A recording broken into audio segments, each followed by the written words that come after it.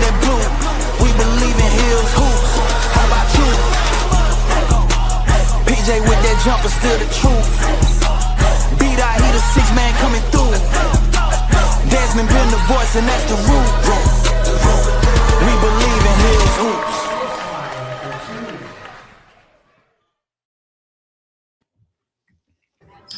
And welcome into a brand new edition of Bleav in Heels Hoops here on the Bleav Podcast Network. Desmond Johnson in the house with the 6-man of Tar Heel basketball, Daht, and former Tar Heel hooper PJ Hairston. I am sitting in a Panera due to the fact that I've had roofers at my house for like 8 days straight working on my roof, and today they picked the day to be right above my studio, so I had to go scramble and find a place to do it. Shout out to the Kernsville Panera for well, Des, I don't know what's louder, the roofers or that damn music over there they got in Panera. Can you hear it? Can you hear it? You might have could have been straight at the crib, my boy. That's why I said you could have just went up there with them. I almost thought about doing it at the park, like outside, but it's too cold. So we're gonna hop into it as I got a little theme music behind me as we get this situated here.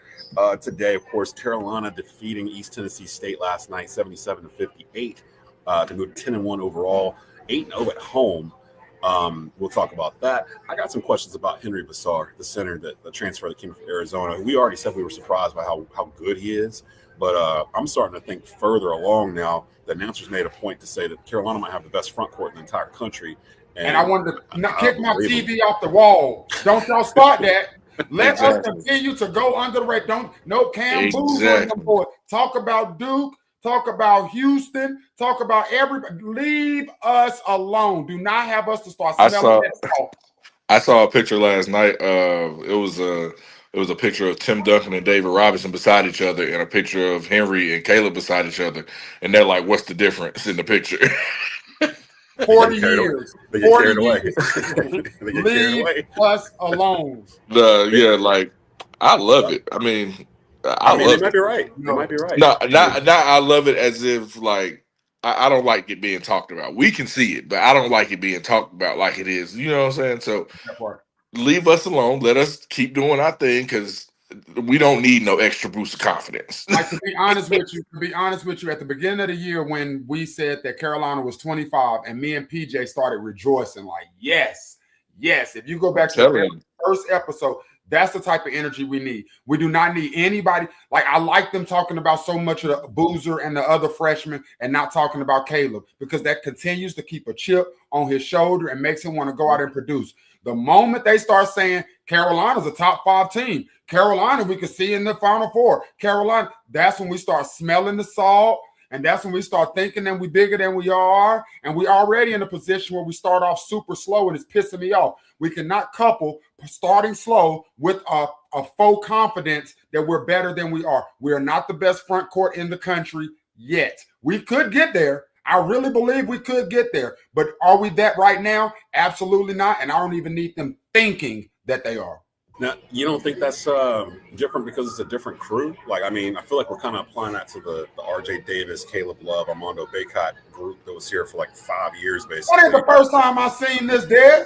It ain't the first time I've seen a Carolina team get exalted early and feel like, oh, man, well, we already them dogs. We can already do what we want to do. I mean, I think you can back it up. I need the 2009 team, and I'm going to let you go after this, PJ. I need the 2009 team to talk to this team. Because as far as I'm concerned, that 2009 team was either 2009 or 2005. Those teams were so dominant. It was like nobody's beating us. We're not playing down to any competition. We're going to beat everybody by 30 because we're the better team, period. And this team, it seems like they know they have a switch that they can flip on the East Tennessee States and the Radfords and stuff, but those things come to bite us when we play the Michigan States. Those things come to bite us when we play the Kansases without a Darren Peterson. Now, you know what I'm saying? Like, so we gotta do a better job in that. And that just goes back to what I'll be talking about, the energy. All it took was you can pick anybody out the starting 5. All it took was one person to show that their energy wasn't 100 times more than East Tennessee State's. And it just rubs off. It rubs off. And once again, it was another night of, we didn't shoot fairly well. I think we shot 8 for 25 from the 3, but we still missed like 6 or 7 free throws. 32%, 8 for 25. Yeah. Like, and that just goes back to, again, we make 3 more threes and make 5 more free throws, we win the game by 30. There was there was a Henry Vassar block in the first half where normally I would expect the big man, get excited, pump his fist, take a high five. He blocked it and just turned around. And I looked at the mood of the team. They were like, it was almost like they expected it. You know what I mean? Like, it was one of those things. And that's when I was like, oh, okay, they might be a little different. This might be a little bit of a different group. They might be actually hearing what Caleb Wilson is saying, that we're Carolina, we're supposed to do this. Like, we're not supposed to be excited that we beat East Tennessee State. Like, we're supposed to beat East Tennessee State. Like, that's we'll start the game like that. Don't wait until the second 20 minutes to want to go on a 30-2 run. We should be up 30 at halftime. I was going to ask you that, PJ, because I was wondering, did you and Hubert cross when he was there and you were there? Was he there as an assistant yet? Hubert was the main reason why my shooting went up my sophomore year. He was who I was with every day. What does this man say in halftime? Like, it feels like they're a second half team, but this isn't the only Carolina team he's had that's come out like this in the second half. Like, it's like they hear something in the locker room, they come out more focused, and they just. So I don't know. I'm gonna be completely honest.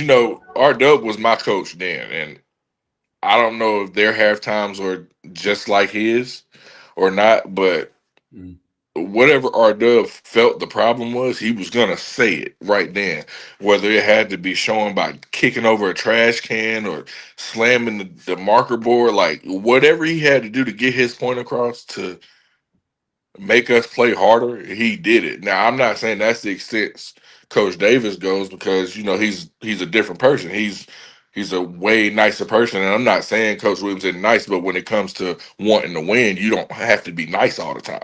You get what I'm saying? Yeah, I can definitely see HD kicking stuff over, man.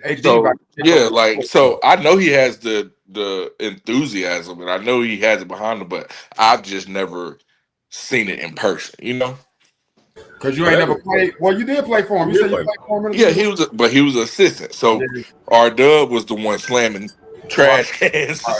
Right, he was the good cop man. He was the good. Don't worry about it. He was upset. Now he in there doing everything except person. Because Hubert don't swear. Hubert don't swear either, do he? No. Neither one of them swears. Dadgummit and all that stuff. Oh, yeah.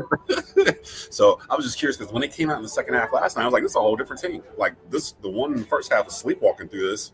The second half, they came out like, oh, we need to go ahead and put, those asses pretty much. And that's what they did, and just kind of pulled away. Carolina ended up with a 77-58 win. Like PJ said, they didn't shoot very well from three. 8 for 25, 32%. Just kind of looking down the line here, nobody really shot really well. Derek Dixon 1 for 2. Nobody shot as bad as Luka, though. And people also don't realize how, like, the scoring situations in college basketball. Scoring 75 to 80 points in a college game is impressive. Right. But you have to think about the shots we missed and the free throws we missed, the layups we missed. We're easily giving up 30 to 40 points every game. Why is scoring 75 to 80 points really good in college basketball? Because I feel like that's like more so like the average score. Like, you don't see a lot of games where teams are scoring 120, 100. You get what I'm saying? You'll see those games that are maybe like 90 to 80, but those are like those run and gun games. Yeah, those are those games. But then a lot of games, you see some games that don't even get over 50. Yeah, that's real. Like, so watch that. Yeah, like those games. Like, because even games in the NBA that are ugly, they still might crack 100, but it'll be those games like you've seen like early in the 2000s where like teams weren't scoring but like 80, 70 points, and, where defense is like the main key. Yeah, or like the 90s where like it was, you'd have like those games where the score would be like 87 to 82. It's a straight dog fight. But they was like mugging people. Like they was like you don't see that often anymore because of the way the game has just completely changed. So while we were watching the game last night, I was having this thought about Henry Vassar, and we've talked about him every week since we started doing the show. But I'm starting to think, and I wanted to ask my guys, is he borderline lottery pick, which means he'd be top 14 coming out? He's 7 foot. He'll be drafted like PJ. Yeah. Like I think he's borderline lottery pick. He's 7 foot. He can shoot the three. His footwork in the paint was they didn't describe how good this dude is in the post, or we didn't see it at Arizona. Like I don't know how Arizona let him go, to be honest. Like, and Arizona's the number one team in the country. Can you imagine if Arizona had Vassar this year starting? Like I'm just happy he started to pull out that belt to these mid-major teams. Yeah, because remember a few games ago I said the only problem I have with him, he doesn't bring that energy against the Woffords. Yeah. He doesn't bring it against the the Radfords, those teams. He brought it last night.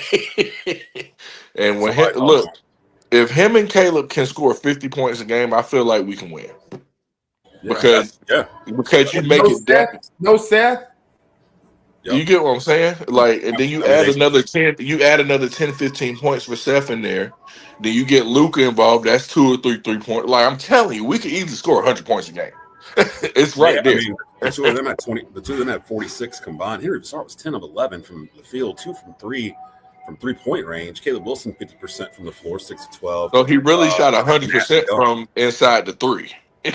Yeah. And I saw a stat last night too, where they were saying Carolina is like, I think like number 1 or number 2 in the country in like 2-point field goal defense. Yeah, that's cool and all. Yeah, that's cool. But when's the last time you heard that about a Carolina defense? Like actually playing defense. Like they were and our best, and arguably our best perimeter defender is still sitting on the bench. Mm-hmm. I'm very curious of what happens when Seth comes back. Hey, and I do want to take something back. I love Jonathan Powell as a defender. He can defend. He can play.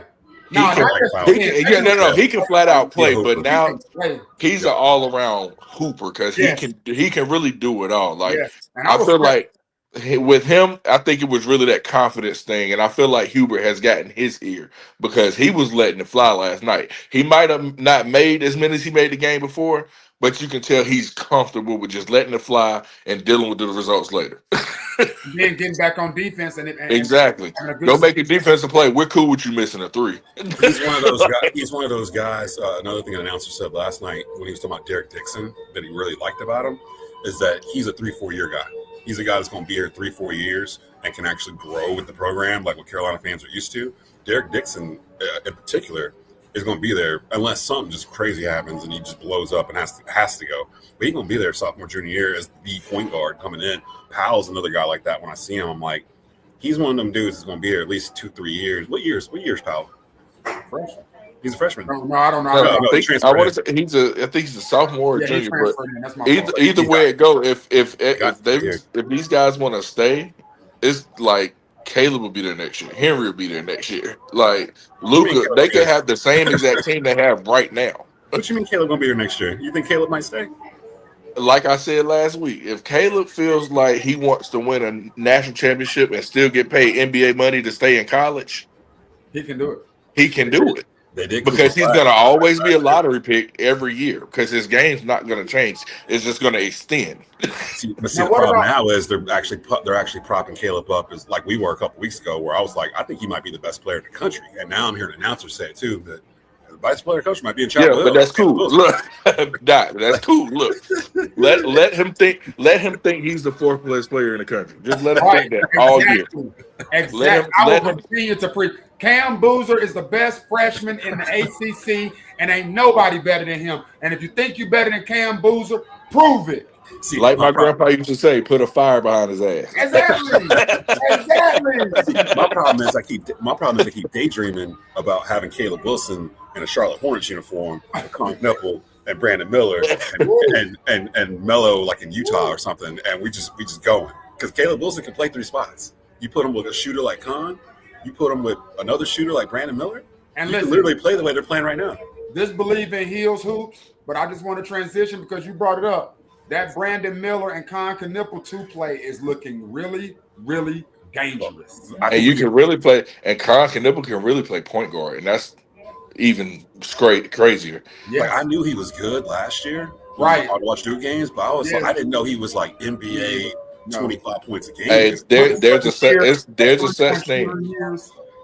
Yeah, there's a such thing as being a way better pro than you are a college basketball player. Yeah, he's the walker definition. And not to mention, man, he had to defer to freaking Cooper Flagg, who ain't no slouch. Right. Like, let's be clear. Like, even Slim, the way he's hooping this year, they were like, well, when did you get your confidence? He's like, I've been confident, but last year wasn't my year. Like I got Khan, I got Coop, like Flag. And what's the big African kid they had last year? They had he had a top 10 picks on his team. Like no first rounders. Yeah. I mean, and now how did that Duke team not win it all last year?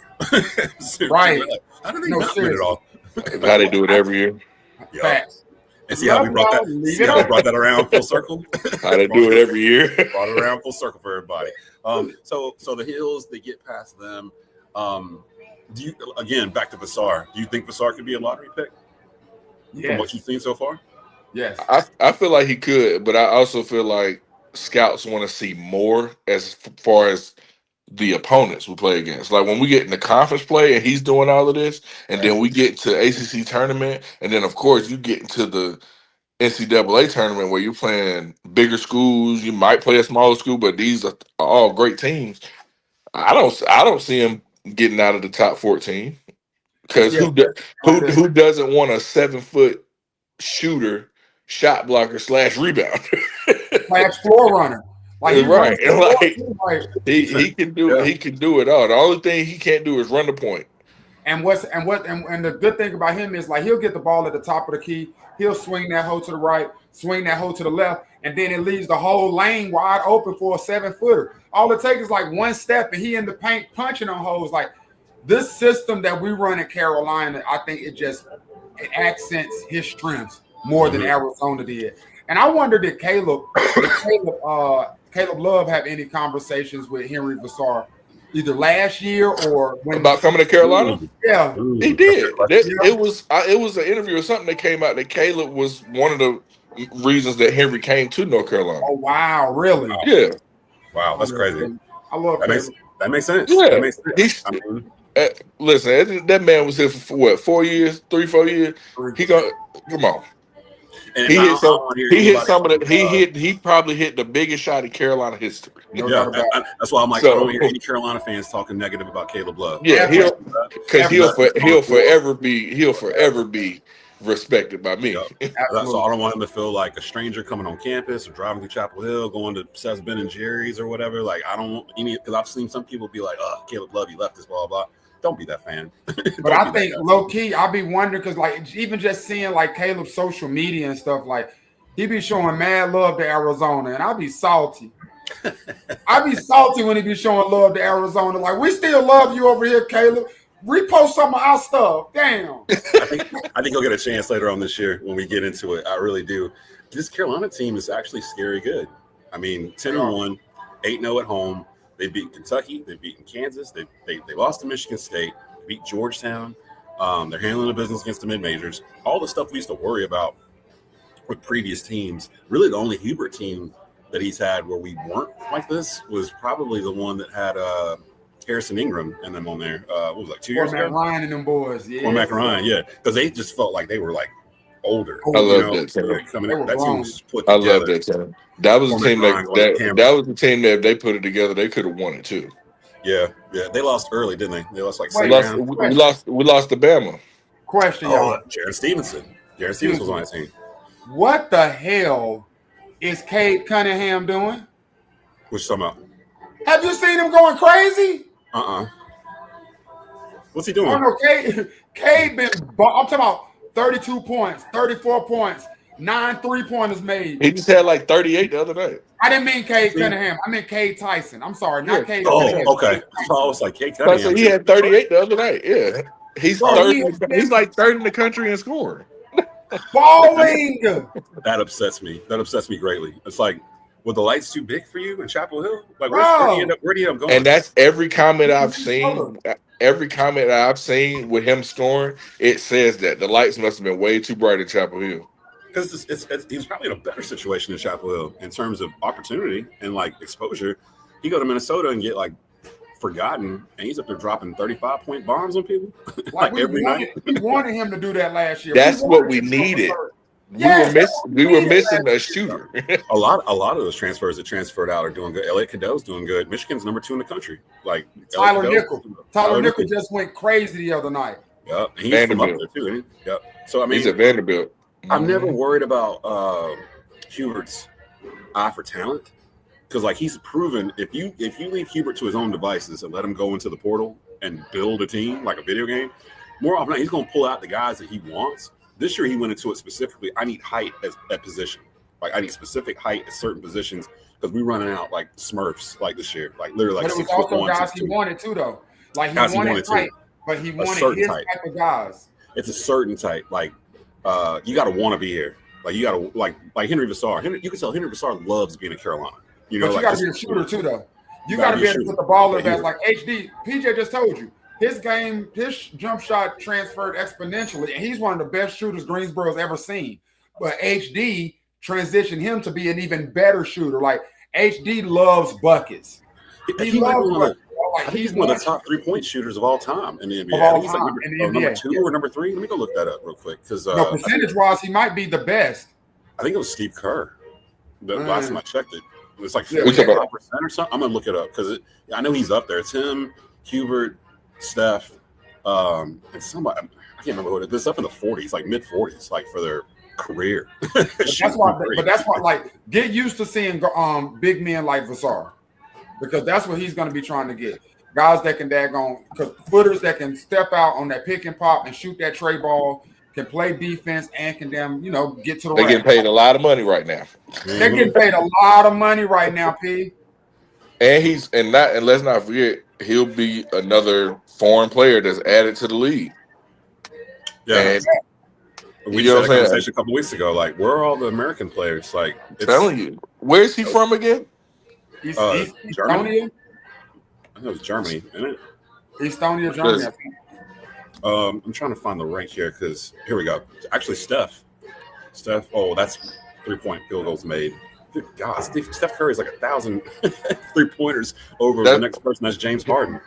Yeah, nobody's breaking that record.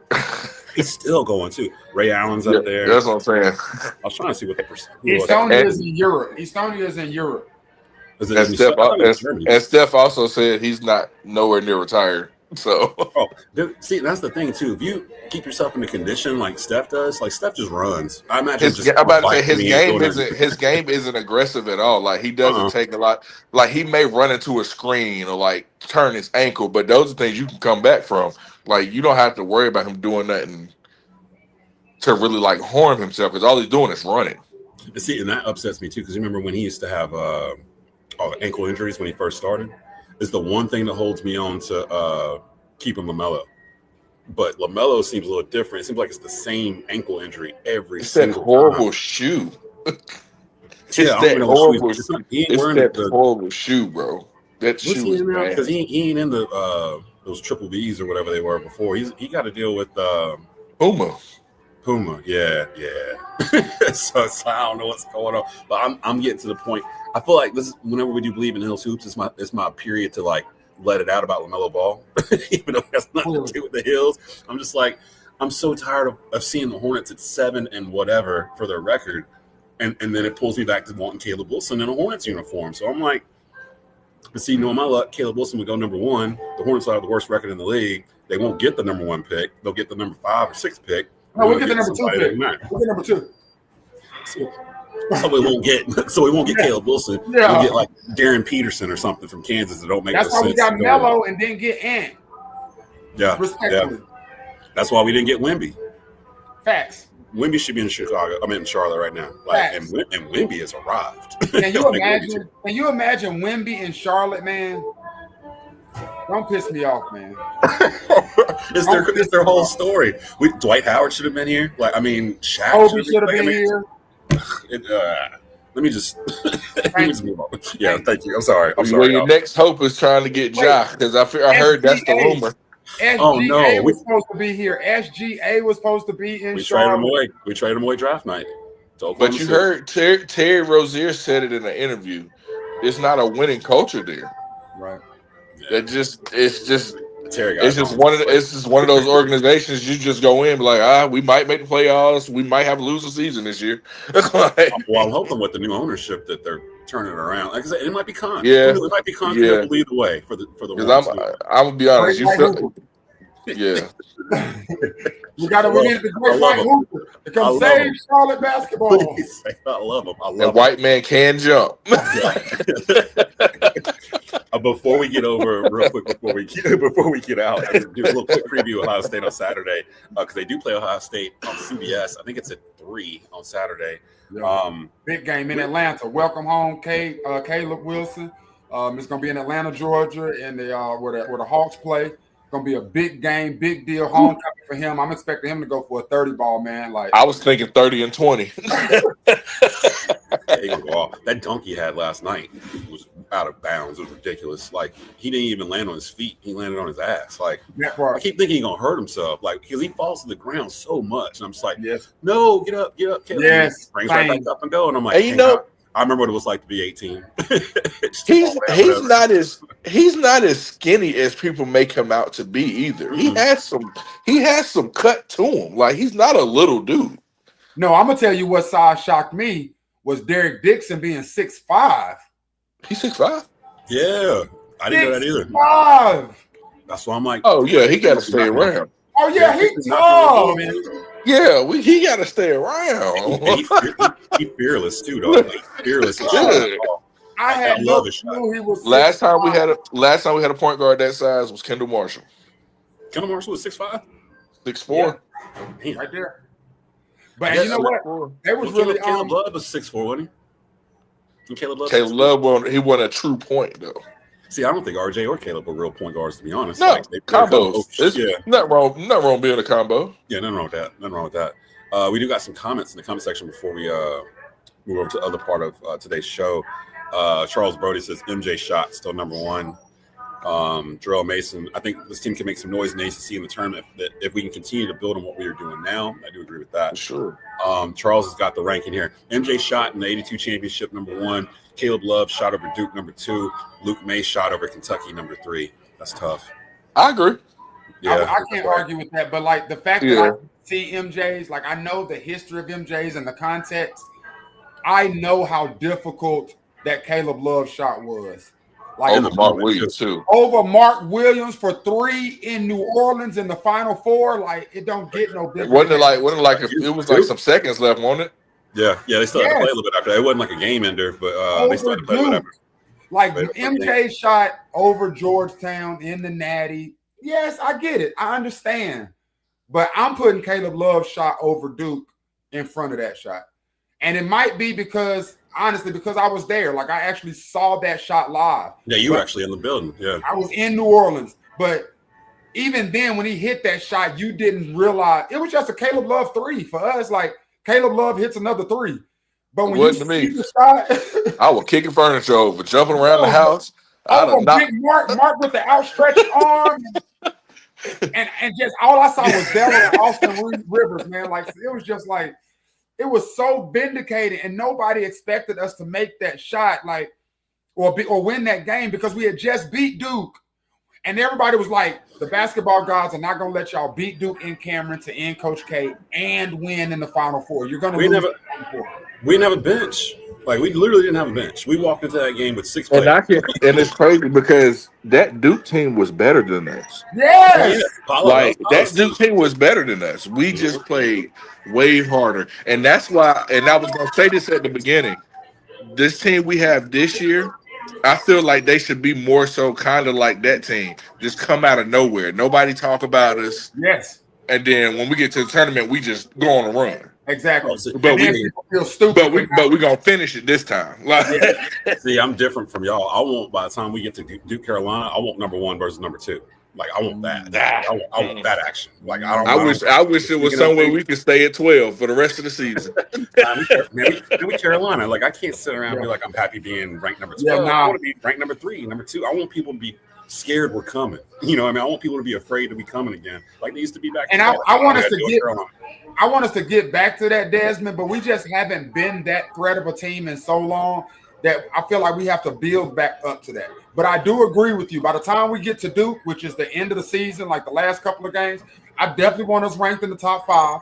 I definitely want folks to know it's go time. And when we go to see Cam Boozer, I want that to be the conversation. Because, see, everybody talking about Cam and Caleb, and they just ignoring Vassar. because that's his matchup. Yep. They ignoring Vassar.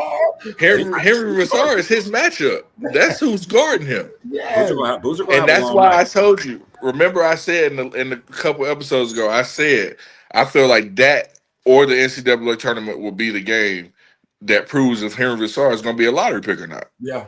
That matchup. Yeah. Now Boozer might get his, but is Henry going to get his too? Right.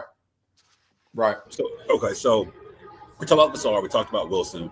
One of the problems that I am noticing about this Carolina team is once you get past that, Jaren Stevenson is not really a big man. He plays more like a small 3. So it kind of leaves you with James Brown, who got some minutes last night, and Zayden High, who's been getting minutes, but they're weird minutes. He gets them like at the back end of the rotation. Usually when either Wilson or Vassar is in foul trouble, they're just so tired he's got to get one of them out. Zayden High usually comes in first. And then in the second half, you might see James Brown if they're up by like 15 or whatnot. Do we have any hope for either one of them to develop into a dependable third post player on this year's team?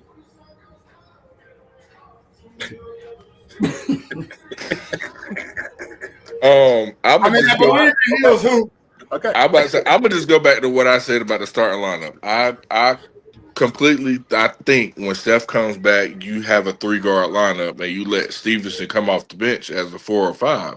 Yeah. Because I don't want to take anything away from them. I don't, but they don't bring that extra scoring that we need. Yes, the hustle plays work. Yes, that all of that is great. But if you're going to take out both our players that average 20 and 10, you're going to have to at least come in and give us 10 and 5. Right. I don't think one of them can do that. Right now. And I'm not saying I don't think they can do it. I just don't think the confidence is there. Yeah, we haven't seen it. And the reality is, like PJ is saying, we can't take those guys out, Caleb and Vassar, and then put in James Brown and Zayden, and they don't stretch the floor like Vassar does, or they don't, they aren't as active because like the defense packs in. Exactly. When they're in the game, it packs in.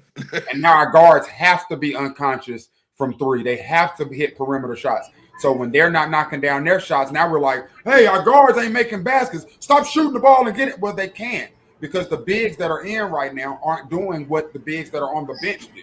When the bigs that are on the bench this time are Henry and Caleb. That's kind of how Michigan State beat us, where the bigs kind of either, I can't remember if we got in foul trouble or they just had to sit, and the guards weren't shooting well. Like it forced when you force Carolina's guards to win the game for you. I don't know if they're there yet. Like I don't know if Derek Dixon and Kyan Evans and all of them can actually go win you a game. I know I've seen Caleb Wilson and Henry Vassar win us games, like by their play. Vassar had a career night last night in points. So that's something where once that happens with Carolina with the guards, and a lot of that's going to have to do with Seth coming back. When Seth comes back, people keep talking about his defense and what that's going to add to their defense. I'm more looking at his offense and what's going to bring to the table, because this is his senior year. There's so much space with Caleb and Henry. There's just so much space. And Seth is the one that can actually float. He can actually get in the air and do things. Oh, no, you think Caleb had a bunch of dunks. When that daggone Seth get back and he realized this is the second half of the end of his last season, because I'm telling you, when they catch that pass at the elbow, when they do that high-low, and you got the shooters in the corner, Seth is going to be in one of those corners. Seth is not a knockdown shooter; he's a streaky shooter. 9 times out of 10, Seth is going to backdoor cut, and that's going to be a backdoor lob. And how tall is Seth? Like 6'2", 6'2", 6'3". He's a point guard coming out of high school. So that's the other thing. He can play point too. Derek Dixon being taller than Seth is crazy to me. That is crazy. But Seth got that Dakota blood in him, so he can jump out the exactly. arena. He got the springs in his ankles. Oh my God, dude. I'm ready. I used to tell JP he had bionic knees. Bro, JP was wild. Like it was insane. JP Tokoto was wild. I'm talking about highlight factory in one. Bro, I wish I would pay the most money in the world just to go back to one of our practices just to watch JP have a dunk off. Look, JP have a dunk off. It's not even another person. No, we don't even. If you ever go back to like the NCAA tournament, like open practices we had, everybody would do one dunk, and the JP had like 8 he was doing. That's a category we need to do for here. Best Carolina dunkers. Vince Carter is gonna win. Jerry Vince Carter, Michael Jordan. I mean, I can't go back. I can't go over Vince. I'm biased. Vince Carter might be the best in-game 5 dunker of all time. Jumping over 7-foot Frenchman. Like, I mean. But we're talking about Carolina, though. He ain't jump over no 7-foot Frenchman in Carolina. I'm just talking about even at Carolina, Vince Carter had the nastiest dunks. He dunked on Tim Duncan. I just saw that highlight last night. You talking about the alley-oop from out of bounds? Seen that. Like on top of dude. No, this wasn't even an alley-oop. He jumped that joint down the middle of the lane, came off the screen, and got dang. Oh no, I'm talking about the one. He caught one on an out of bounds, like underneath the basket, and caught it. I remember that too. I don't remember what that was. It back and like dunked. You see what I'm saying? Like, you see how much you see talking about Vince Carter. We're gonna have a whole. We're gonna be like that about Caleb at the end of the season, though. Oh yeah, and the same way we all like that about Toka, though. Oh, yeah. I think so. So they played because Caleb is definitely he's about to be a part of that in-game dunking competition. Yes.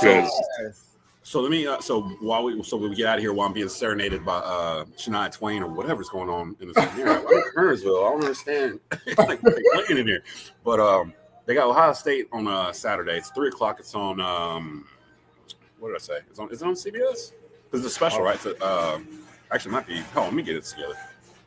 Ohio State, 3 o'clock. Excuse me. It's on CBS and Paramount Plus. And now they're over popping popcorn or something.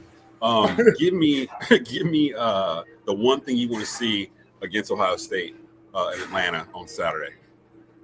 First 10 minutes.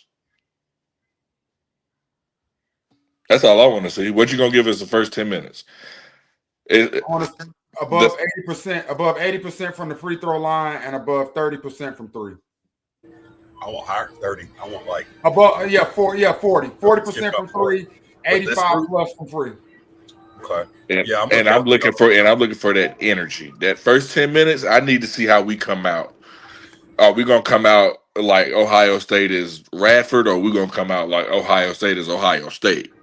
and how are we gonna come out? Not Caleb. Caleb's gonna come out hot because he at home. Yeah. How are we gonna come out? And not to mention Ohio State starting point guard. I think his last name is Thornton. He's like 3rd leading scorer in the nation. So it ain't. I hope so, but it ain't no gimme. That's all I know. That's the one thing with this team, though. With this unit, it feels like they play up the competition. Like whenever they see Michigan State or Kentucky or whatever, they tend to play up from the get-go. Like they don't have to get talked up into it. It's the games like East Tennessee State where they got to get revved up and by halftime come out and actually do what they should have did the first half. I'm not worried about them coming out flat on Ohio State. When they've been in these spotlight games so far this year, they've actually been there, like all of them. The Michigan State game, they just couldn't shoot, which out of 11 games, one game you have where you just off. I mean, I'll take that average every day. So we'll see. But they play us. They play on CBS and Paramount Plus. That's 3:00 on Saturday. We'll be back next Wednesday. We didn't do our point guard thing because, again, I've been kicked out of my house by roofers, so I don't have all that stuff in front of me. We'll pick that back up next Wednesday as well because we're at a point now where we got to pick the best point guard out of the 5 that we had out of the 50 years that we had did it. It was Phil Ford, Kenny Smith, Ty Lawson, Ed Cota, and I'm missing Joel Berry. So those are the 5 that we have. And our apologies again to Ray Felton. That he didn't get in there, but maybe we put him as an honorable mention because it does feel wrong that he ain't in that group, Yeah, I picked Ray. I just want to go put that out there. I picked Ty. Don't be mad at me. No, I picked Ty Lawson. I'll stand 10 toes down on that. I picked Ty Lawson. And the only reason I picked Ray is it has a lot to do with him coming back and playing with us in the summertime. I see. So Ray you got to see him. You got to feel him. I'm low key biased with him too. I done seen Ty Lawson at games recently, and Tyler like he can still get buckets right now. Ty just got beat 30-1 by a YouTuber. Ty cannot get buckets right now. Ty cannot get buckets right now. He just got beat 30-1 by a dude named Nesco, this YouTuber. 30-1. And I'm not discrediting it because that 1v1 community is taking over basketball. I love it. That's better. Yeah, I love it. 1v1, the big shout. I'm gonna take this time to say big shout to the next chapter. That 1v1 basketball, they brought it to Charlotte at West Charlotte, and I got to see. Oh my God! I did. I saw you out there. Yeah. There's no better basketball energy in the country than that 1v1 basketball. It's like hockey, but it's 1-on-1. No, basketball. It's like you know when we was in high school and two dudes would talk trash to each other all day, and then they would go to the park and play 1v1, and all of us would be out there. You'll have some girls out there looking, but they ain't. That's exactly what it is. That's what it is, though. It is on the basketball court. 1v1, we all out there gambling, talking trash. My man gonna beat your man, bro. If you get a chance to go see the next chapter, they come to your area. Go. Was that the thing that Michael Beasley did a couple months ago against the guy? When him and Lance Stevenson played each other. Yeah, okay. All right, I know exactly what you're talking about. Rob Cologne is arguably one of the best 1v1, and Nasir Core. Nas Core, he playing the 3v3 joint. But Nas Core is tough. I gotta look this up. I gotta check this out. Man, I've seen big shout to the next chapter, man. Like, I'm a super fan, dog. I'm sold. Well, we're gonna go ahead and hop out of here. We'll be back next Wednesday, 11 o'clock a.m. live. You can check us on the Tobacco Road Twitter, Tobacco Road YouTube, Tobacco Road Facebook. Make sure you rate, share, subscribe. We'll have clips out, so definitely follow us for all your latest for Heels news and information, notes and analysis. We got you covered over here at Bleav in Heels Hoops. So for PJ Hairston, for Daht, this is Desmond Johnson. You've been watching and listening to the Bleav in Heels Hoops podcast here on Tobacco Road Sports Radio. Let me say one thing before we get out of here too. Yeah, what's up? Hey, we're trying to come somewhere to some city and watch the game live, man. The Bleav in Heels Hoop Squad, the three of us, we're trying to come watch the game somewhere. Where should we come, man? Let us know. We want to pull up. It's going to be the three of us. We'll be there, chop it up about the game. Of course, after the game, we're going to have play some games during the timeouts and stuff. Where should we go? If you want us to come to your city, let us know, man. Oh, I forgot to tell y'all, too. You remember a couple episodes ago, our good friend Doug Beamer from Beamer Tire and Auto, he mentioned free oil changes for all of us for whatever because we were giving him publicity. I got my oil change, so go get your oil change. I went over there last week. I was like, hey, Doug, I don't know if you was kidding or not, but I could really use an oil change right now. Where's Doug? Because my car humming. It's humming right now. He's like, pull up. He's 3 locations. He's usually at the Kernsville location. They got one at High Point, and I think they got one in Greensboro. He's usually the one in Greensboro is off West Market. West Wendover, right there by the Walmart. I think he might have sold one of them. Yeah, he still has that one. But that one he still owns, and the one in Kernsville. I think the one at High Point is the one he sold. I'm gonna just tell them to call Doug when I get there. Yeah, and I got an electric vehicle, so I don't do oil changes anymore. Look at you with the electric vehicle. Just go put his on a charger. We gotta get out of here. I had to give a shout out to my boy Doug for doing that. I forgot last week. Right. We'll see y'all next Wednesday.